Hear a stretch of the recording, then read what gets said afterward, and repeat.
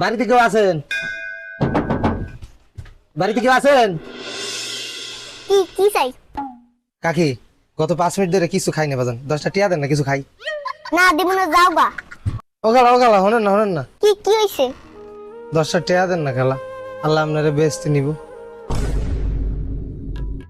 তোরে দান করলে আল্লাহ আমারে বেরেস্তা নেবে কা? কারণ আপনি দান করছেন যে, হেলে কি?